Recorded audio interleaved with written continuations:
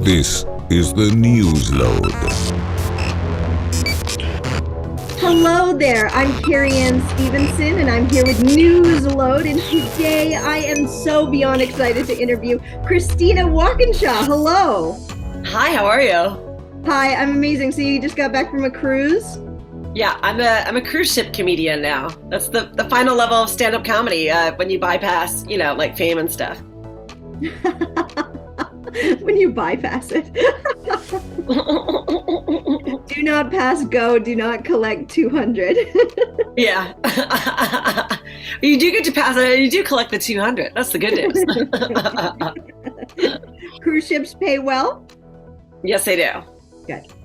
Yeah. So is that like your 2023 now? Like you're just bathing suits and sunshine? Pretty much, yeah. I mean, it beats driving to Vaughan on the weekend. Oh my God, yeah. So where are you right now? I am in my apartment in Brooklyn, in New York. New York? Look at you. Citizenship. What was that? How did you get an American citizenship? I have an 01. Do you know what an 01 is? I'm an extraordinary ability alien.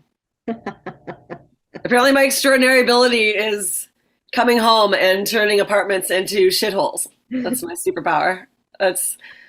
I use that couch. I don't even sit on it. I throw my luggage and backpacks and purses on it. It's a storage unit. It's like my exercise bike. Yeah. Do you just hang your jackets and hoodies on it? Oh yeah. It's like the best hanger. Yeah. It's like a leftover closet. Yeah. Extra. It's a bonus closet exercise bike. I love it. Okay. So where were you born? Vancouver. Yeah. Do you follow me on Instagram? How do you not know all this stuff? I was kidding. Well, no, this is for everyone. All of your new fans that we're going to be developing. Hi, new fans. Welcome to knowing me. So, do you have sisters and brothers? I do. I have one younger sister. She lives in Vancouver. She's married. She has a dog, 2 cats, and 2 daughters. 2 daughters. Okay, so you're an auntie. Yeah, I'm a fun aunt. And Definitely. what's that like? Do you teach them how to swear and show them dirty pictures, or what do you do? I mean, I don't know how good of an influence I am on them. I'm also, because I don't have kids of my own, I don't really understand what's going to be age appropriate for them all the time. Do you know what I mean? I mess that up a lot. I don't know. Do you have kids? Well, no, I don't have kids, but I have a niece and she's 2. So I don't do anything. I don't even swear around her kind of thing. But when she's 16, oh no. I didn't know, last summer I was in Tahoe with my nieces and I was I wanted to have a movie night and I wanted to watch something from my childhood. So I thought it would be okay to show them Beetlejuice, right? They're 8 and 10. No, okay, so you're making that face like I'm an idiot. I thought that they were old enough for Beetlejuice. Oh no, they freaked out. They're like, Auntie Christina, this is scary. Turn him off. Get him out of here. And I was like, what? He's just a little man that takes care of you after you die. What's the big deal? Or doesn't take care of you. You're in your 40s, right? You're my age? Yeah. I'm 44. You're 44. Okay. I grew up with, Terminator and Predator, and I watched Alien with my sisters when I was 8. So yeah, I feel like I was watching Jason Voorhees at 11. I accidentally I couldn't read or didn't read at the time, saw one of my dad's pornos because it was one of the VHSs in the pile, and he just didn't. And I thought that ejaculation tasted like jelly donut juice from the video.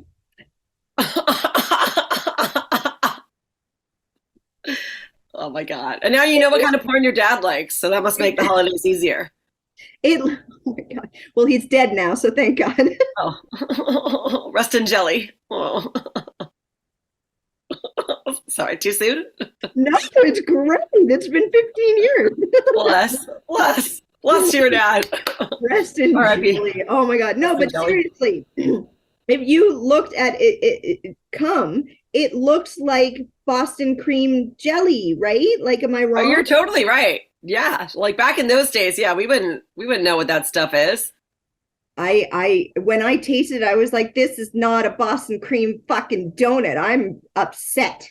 I Where know this is why I can't eat oysters as an adult, is because like for me when I have an oyster, I'm like, this is the exact consistency of like a blowjob, only like less horseradish, like holy shit. What are your guys doing where their cum is coagulating like that? Like easy, honey. You need to give them more pineapple juice. Oh my God.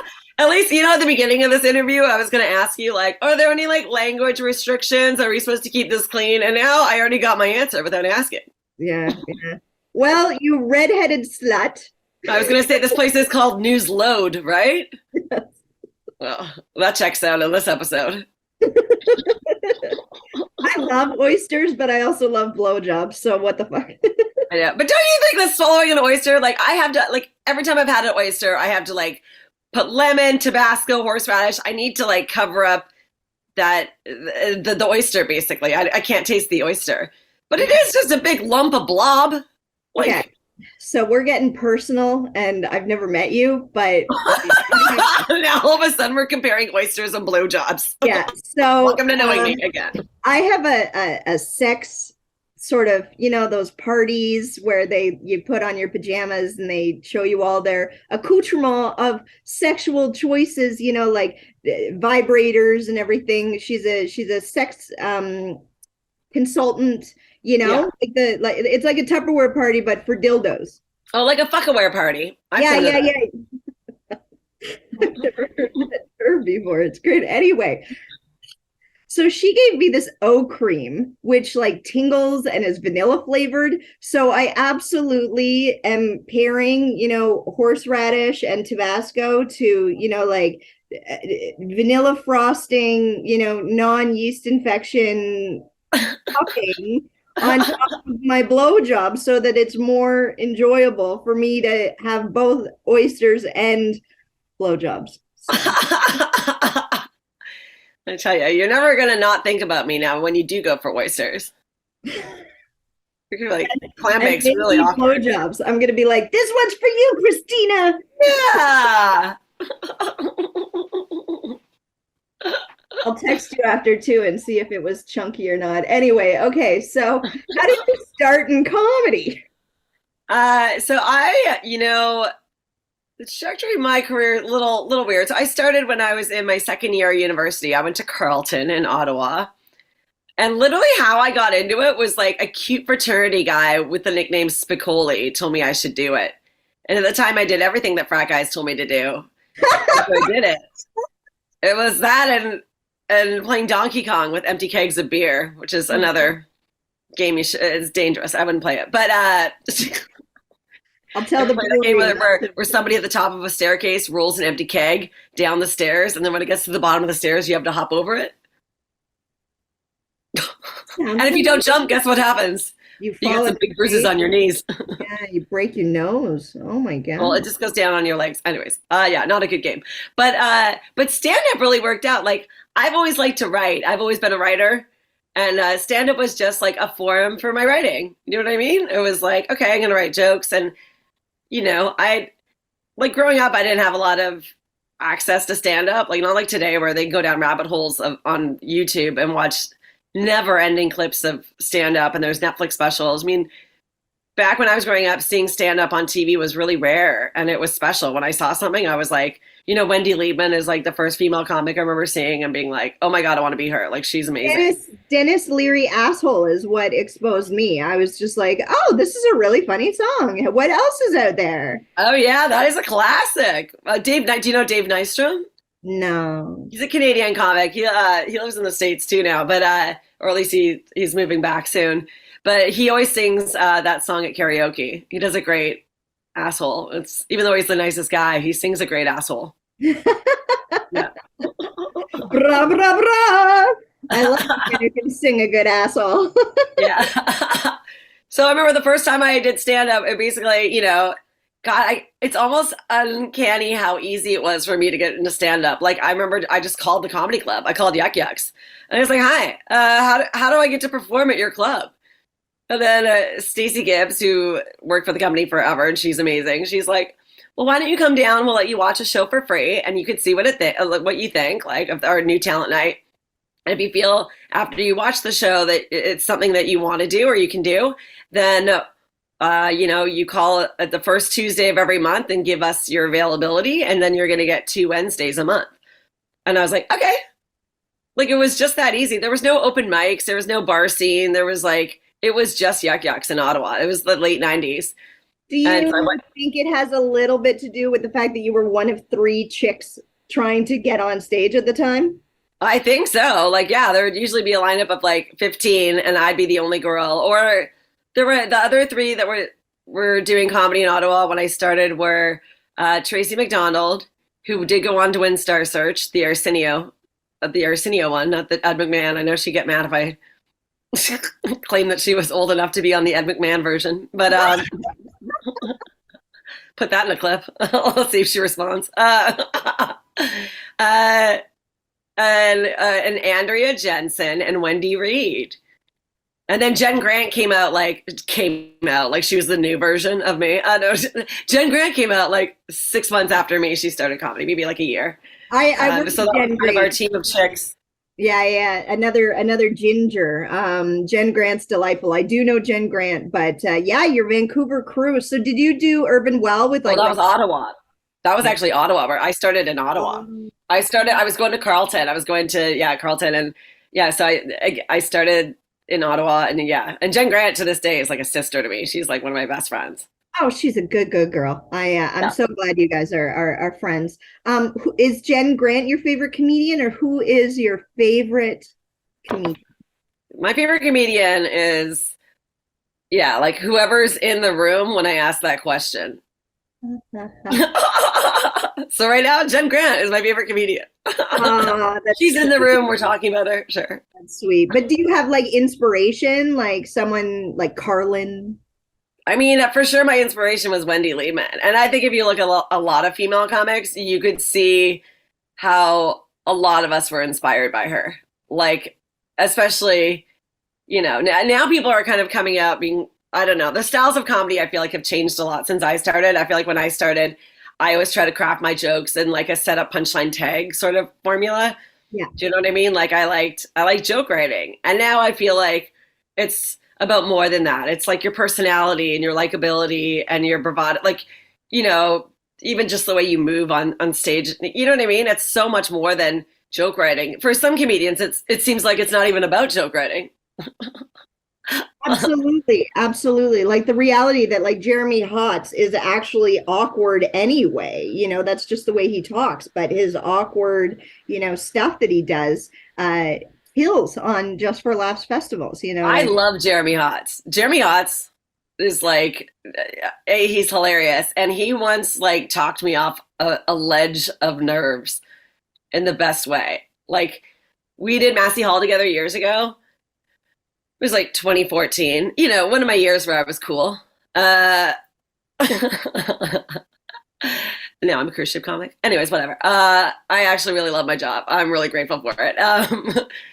But I was really nervous. You're killing it in your bikini shots. My God, are you doing OnlyFans on the side? Like, holy I mean, I'm so proud to be in my 40s. And like, you never want to say you're too old for something. I hope people thirst trap till the day they die. You're never too old to thirst trap. You're a good-looking gingerbread girl. Like you are a hot mama, and I'm straight, so I apologize. And I'm blonde, so I don't know. You look like strawberry blonde, though. I do look kind of a strawberry blonde, don't I? Especially in this lighting, I feel like I like it. I like a little strawberry blonde jam. Yeah, right, it's cute. But yeah, Jeremy Hotz. Yeah. So I did Massey Hall with him years ago. I was super nervous. And I was like pacing in a stairwell. And then I guess he came through the stairwell. He was like drinking and smoking, didn't give a fuck. Like he was having a hoot. He was having so much fun, right? This is like, he's probably done this gig before, and it's normal for him to be in a giant theater with 2,500 people. Do you know what I mean? For me, it's not. And he just looks at me and he goes, "Oh my God, buddy, what's wrong?" And I go, "Oh God, I don't know why, but I'm so fucking nervous." And he goes, "If you're good, that doesn't go away." And I was like, what a great thing to say. Like, I was like, holy fuck, yeah.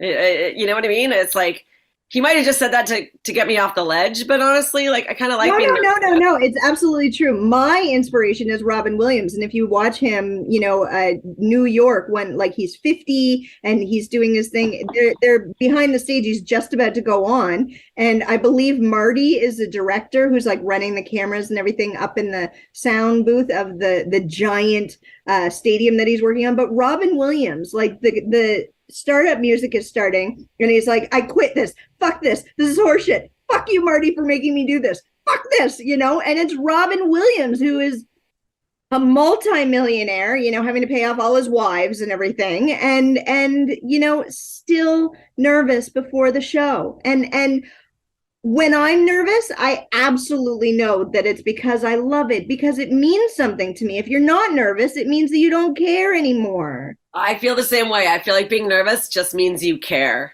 Yeah. Yeah, and I feel like that's a great feeling. That's something you could embrace, and you could take it on stage with you.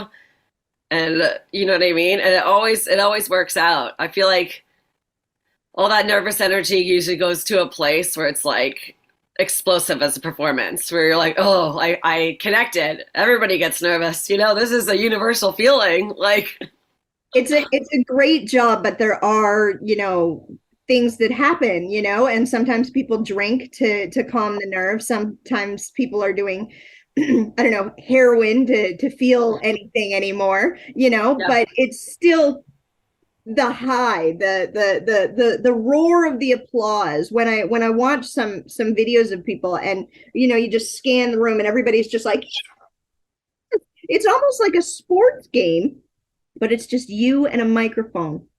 Yep. That's really it. That's, we're like, even like working on the cruise ships, I see all these big shows, right? Like they have like giant, like Broadway shows with all these like dancers and actors and costume people and directors and choreographers and like all these people hired to put on one show. And then we go on and this is it. All I need is the light and the microphone and myself. I'm the writer. I'm the performer. Like, it's like, we are a good bang for your buck. Like, we're a good value for a show. A good stand-up is a good value for a cruise ship theater, any sort of theater. It's like, we're a deal, I think. Well, let's be honest. Netflix has jumped on this and run with it. Like they absolutely know that the production value of a television show is 17 times more than Dave Chappelle standing on stage. You know what I mean? So. No, exactly. It's like. And the good news is, bad news is more attention, because people are saying, oh, did you hear what Dave Chappelle said? And they're like, no, click, Oh, I know. Yeah, that's true. Everything's clickbait. These people love clickbait, or people trying to sell shit. They're like, good, get hits on that or whatever. I'm terrible with putting myself online. Like that's another thing I love about working on the cruise ships is like, I get to live this very off the grid life. And like last week, I just got off a ship on Sunday and it was amazing. I had some of the best shows of my life. Like, I'm coming out of left field. People were reading my bio and being like, who the fuck is this girl?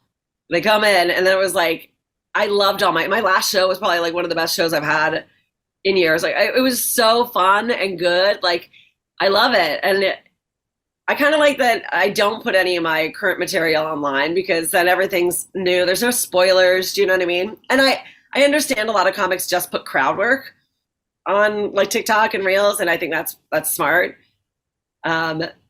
But I'm also like, it's still not the same. Stand-up is something you have to go and see real life. Do you know what I mean? It's an energy. It's like, it's not going to be the same if you're just watching it on TV. Trust me, be in that room. Have that fear as an audience member that I'm going to talk to you. Like, you know what I mean? It's just... It's the same thing, and I hate to compare it to, movie theater or, live Broadway shows, to watching the movie at home. You know what I mean? Like, it's it's the experience of getting to the venue. It's the food that you ate. It's the atmosphere, the people you met. It's a whole experience that you literally can experience at your local comedy club that it costs you $20, and it's a night out. And people don't realize the beauty of a live show anymore. It's all DJs and iPods or whatever they use at their restaurants. But a live jazz show, or a coffee shop open mic, It's just something else. It's a whole other experience. But then, going on a cruise and going to go see a live comic and, sitting right up front and everything, it's great. And I love that you're able to do that. Oh, I love it. And those shows on there are packed. They love the comedy on the ships. Like it's, I know like I had an agent a few years ago who was like, oh, cruise ships are hard. Those people have never seen stand up in their lives. And they walk in and they're like, what's this? But I'm like, I don't think that's true anymore. It's like everybody knows, like stand up has reached a lot of new audiences because of like streaming services. And we go on the ship and it's like, people are like, oh, I want to see that thing that I watch on Netflix live. Like I want to see like a comedy show. It's very, once in a blue moon, somebody's like, you're my first comedy show. The learning curve for me is performing in front of children because I'm not traditionally a clean comedian, if you will. So that's been the learning curve because wow, when you contractually have to do a show that the kids are allowed to come to, whoa. You start writing and doing crowd work and figuring it out real fast or real slow, but you figure it out. But that's the real beauty of adjusting, adapting, and surviving in this business that, us Canadians, I feel, are a little bit more flexible with things. And you do the analysis of the SCTV crew and, John Candy and all them who were able to adapt from Home Alone to, doing beautiful stuff with Uncle Buck and stuff, he's able to transfer but still do SCTV, sketch comedy and everything. And I feel that Canadians were getting really, really recognized for our ability and almost our survival tactic to adjust and adapt. Yeah, that's very true. I'm starting to notice that more Canadians are starting to do cruise ship comedy. Like, I feel like, I don't know. I know that there's been a stigma behind being a cruise ship comic probably since I started. I mean, in a community full of people that are always like, how'd you get that? Or who books that? Like cruise ship comedy throughout most of my career, nobody's asked to do. Nobody's been like, how'd you get that cruise ship gig? I got recruited. I didn't even ask for it. But I will say this about the younger generation of comedians. They are hustlers. They are go-getters. They do want to make money. They don't want that day job. This is the first time in my life, it's the last couple of years, like post-COVID, where I've been approached by many people being like, I think I want to try cruise comedy. Like it's cool. I like that it's turning because I don't necessarily mean to pigeon my hole in this in this world of comedy that not everybody thinks is cool, but fuck being cool. I'm having a great time out there and I'm making great money and I'm traveling and I don't spend any money out there. It's just like it's the club owners and the bookers who don't want you to go off on a cruise. They want you to stay here and travel all across and make a fifth of the money. Right? It's like absolutely. It's all about business. It's show business, darling. They're going to keep us running around on our hamster wheels to please them so that they make the money. Yeah. Yeah. It's yeah, I feel bad that because I do live in New York, I should work harder getting into like all the clubs here. But sometimes I just come home and I just want to like live my life. Oh, yeah. I'm absolutely beyond jealous of the fact that you could go hang out with all the New York boys right now. Like you could go and, see if Louis C.K.'s dick tastes like oysters too. I'm sure he'll masturbate in front of you in a heartbeat. I was going to be like, I don't think it'll land in my mouth if he was on the other side of the room doing it, though. Like, well, just run over. Get over there. You're in your puddle on the ground. I'll just watch him fill shells all night long. Funny. So, it's a stupid question, but I love asking it. What do you love snacking on the cruise ship? What's your sort of snack? Wow. Ask a cruise ship comedian what they eat on board. How much time do you have?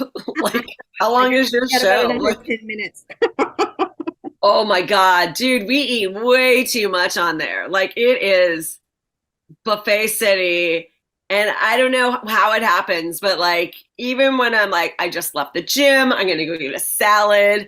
It always starts with a salad, but then you're like, oh, that chimichanga looks good. I should try a little bit of this chow mein. It looks really good. Somebody told me the Indian food is awesome. Okay, one quesadilla and a side of Philly cheesesteak.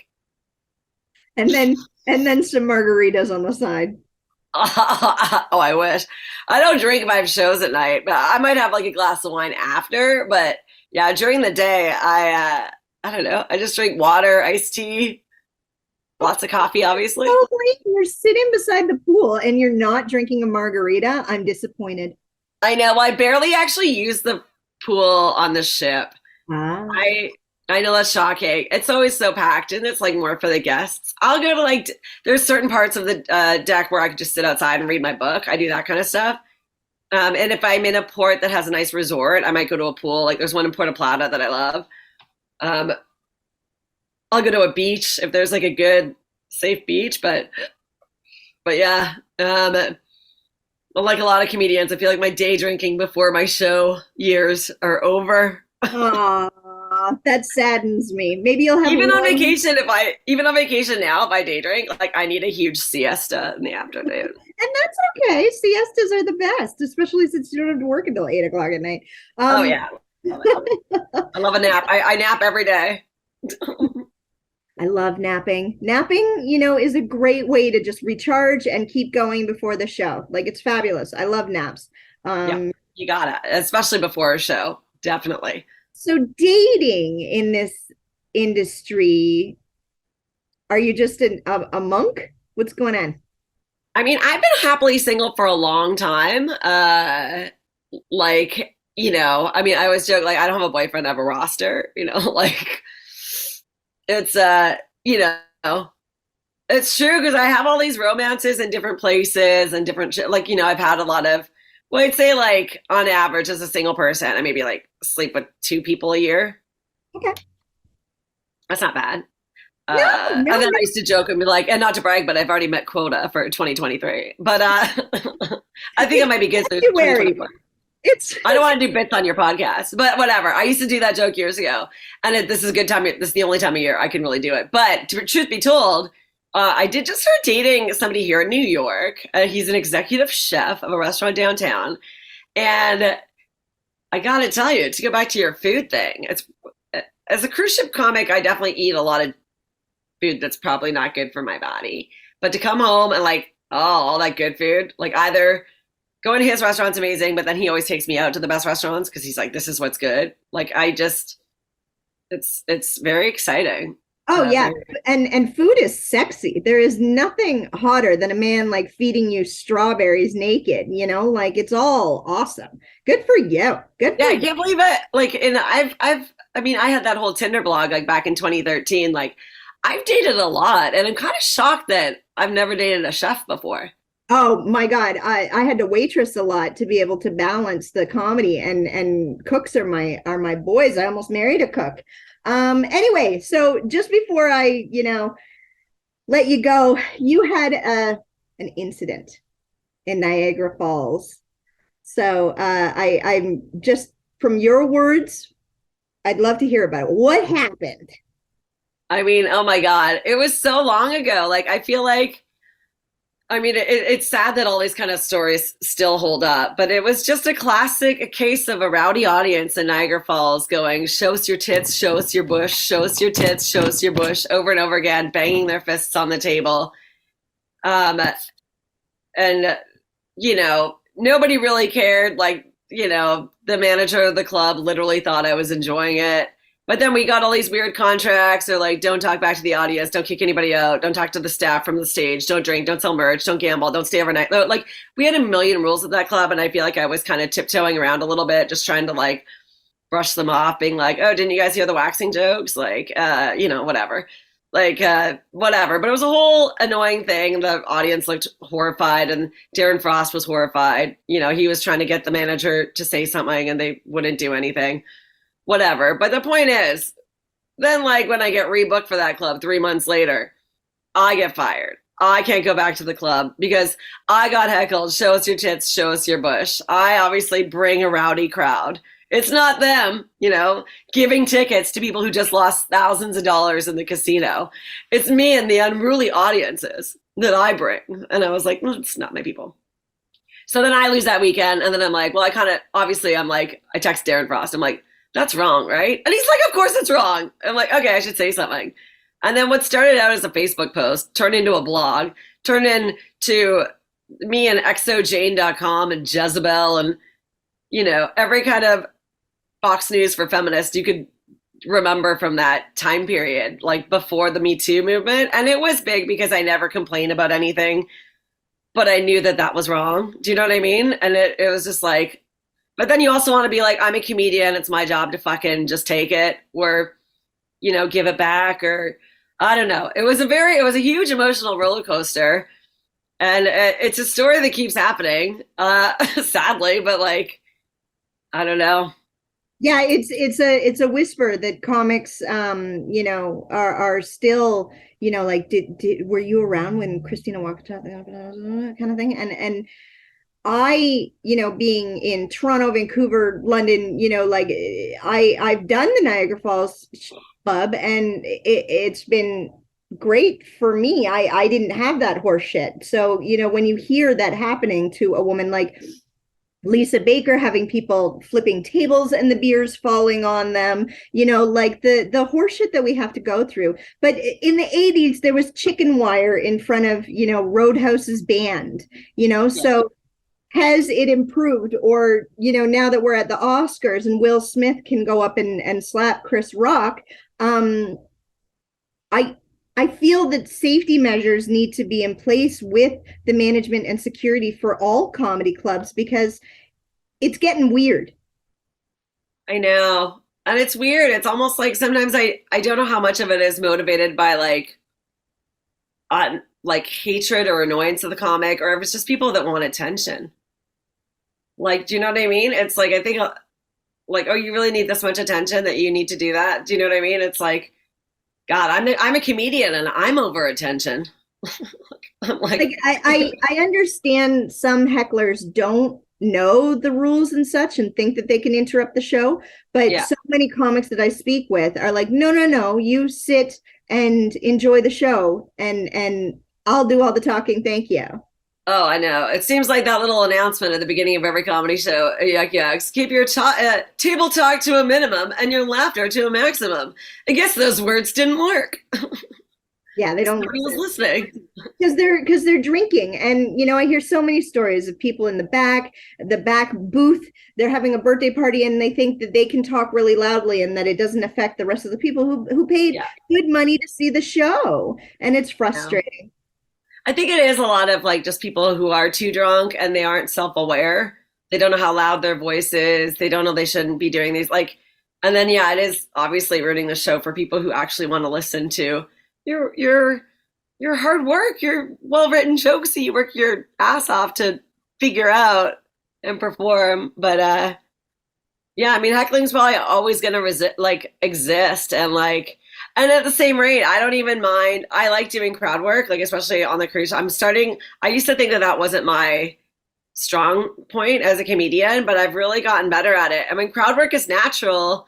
It's more natural when I ask you questions rather than you waiting in the audience all drunk, just waiting to shout something out. Do you know what I mean? It's so much nice. I don't know. Crowd work is most organic when it's me asking you questions, and Absolutely. I'm not going to be mean about anything. I'm a nice person doing crowd work. Do you know what I mean? I'll always be and then, kids are shockingly easy to do crowd work. Not to be like a kids say the darndest things, but they do.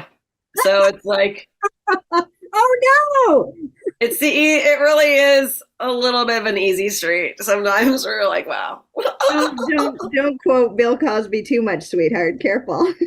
Oh yeah, that's true. I was I even asked this little girl last week. I was like, how old are you? And she's like, I'm 7 or whatever. I was like, how old do you think I am? And she goes, 1,000. Awesome. Thank you. I was like, how about now?